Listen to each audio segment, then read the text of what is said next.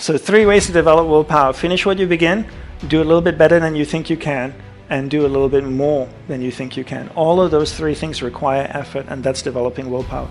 It's very easy to start a project, but it's quite difficult to finish a project. Halfway through the project, we go, whose idea was this? This is so much work, let's start something new.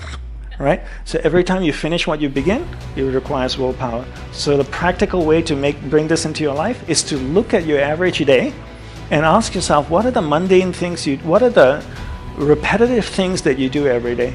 And the way I phrase it is, what are the non-negotiable reoccurring events in your life? What are the non-negotiable reoccurring events in your life? Every day I go to sleep. It's a non-negotiable reoccurring event, right? And hopefully I wake up, right? So before I sleep, I floss, I brush my teeth, put my pajamas on, I go to sleep. Now I know you've experienced this. You wake up in the morning, ready to start the day early, but your mind makes you press that snooze button. You decide you're going to be really, really healthy, but your mind makes you break that promise and then makes you feel guilty for it afterwards. Or the best yet, your mind has focused on preparing for this interview, but reminds you of all of your flaws, mistakes, and rejections just before you walk inside. How many of you have experienced any of these things before? So let me tell you a personal story. I remember once trying to give up chocolate fudge cake.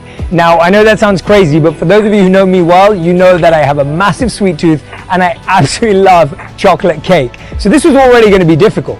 But now, as soon as I'd made that commitment, every time I walked past a bakery or a cake shop, I literally felt like that cake was staring at me, and there was a voice in my head that said, buy me now, eat me.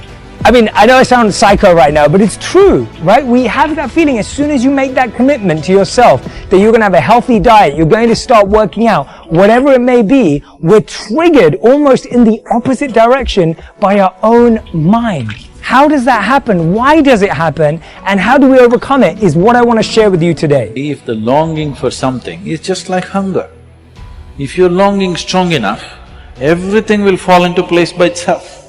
You don't have to bring discipline into your life, you don't have to search for a guru, nothing. Everything will fall into line by itself, if you long strong enough.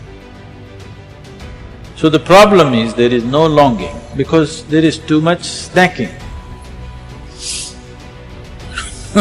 People who are snacking all the time, they don't feel hunger. Because you are snacking. Snacking means right now, you are trying to satisfy your longing. Human longing is to expand boundlessly, but you are satisfying your longing with shopping, by watching a cricket match, by watching a cinema, by talking to somebody, by reading something, by distracting yourself with a million other things. So just spend a few days, nothing. Why do you develop willpower? You develop willpower so you can control where your awareness goes in your mind. The ball of light, right? For those of you who've done the course. You develop willpower. I define willpower as a mental muscle. If I can draw biceps around my mind, right, muscles, that would be my willpower. And every time my awareness drifts away, I use my willpower to bring my awareness back. I develop willpower to control where my awareness is going. I control where my awareness is going to control where my energy is flowing. I control where my energy is flowing to control what is manifesting in my life. That is why I make the bed in the morning. Now, most people come up to me and say, Dandapani, I've been making my bed every single day for a year. I say, congratulations. Then I ask them, why are you making the bed? 99.99% of the people look at me and say, I make the bed in the morning because it gives me a sense of accomplishment. I'm starting the day with a win.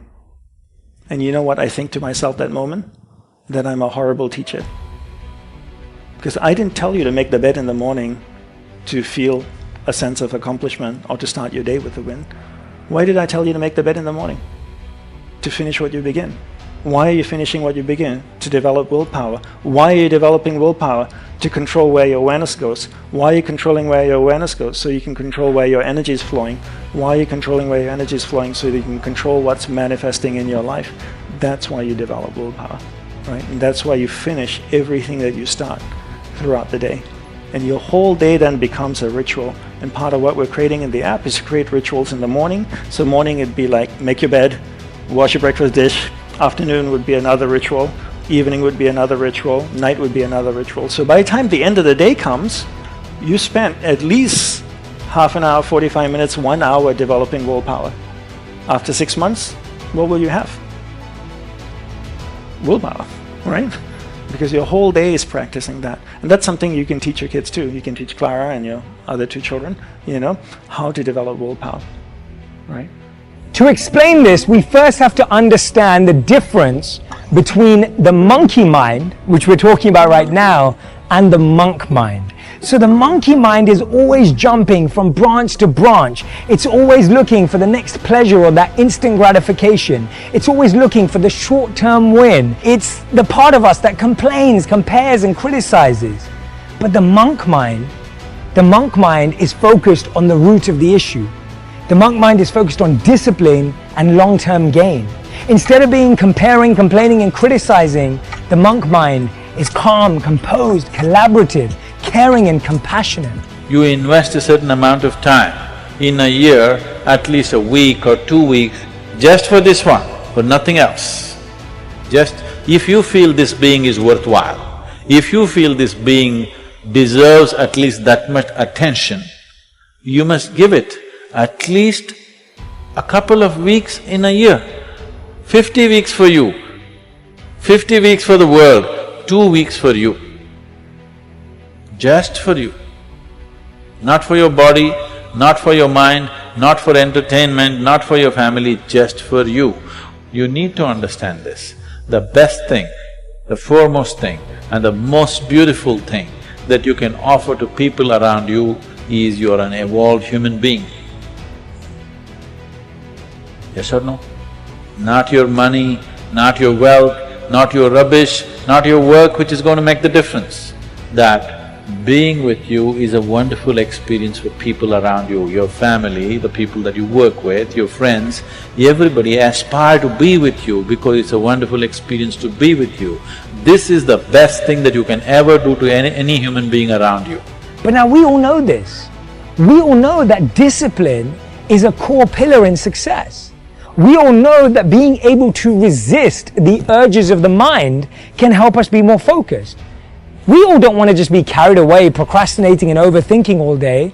We also don't want to live in a place where we just keep feeding our bodies and minds with stuff that's not good for it. I know that you feel that. I know that's why you're here.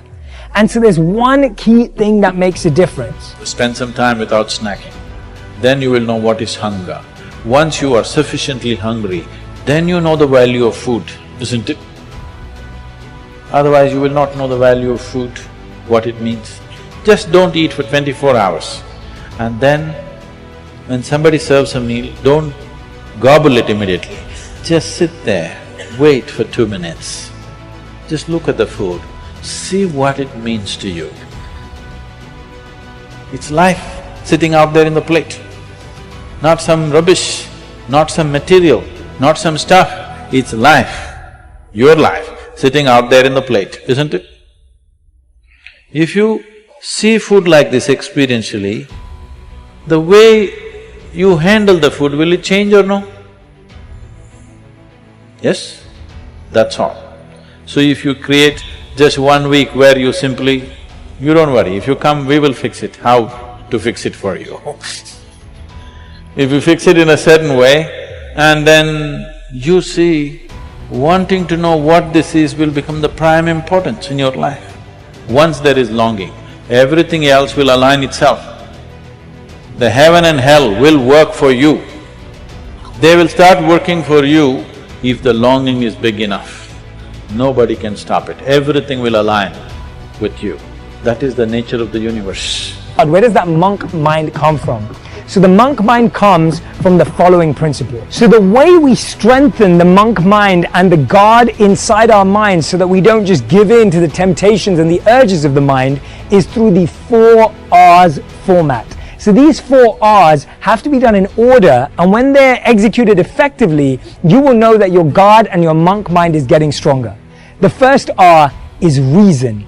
You need a really powerful reason for why you're making this new change in your life. If you don't have a deep, profound reason in your life, it will be really, really difficult.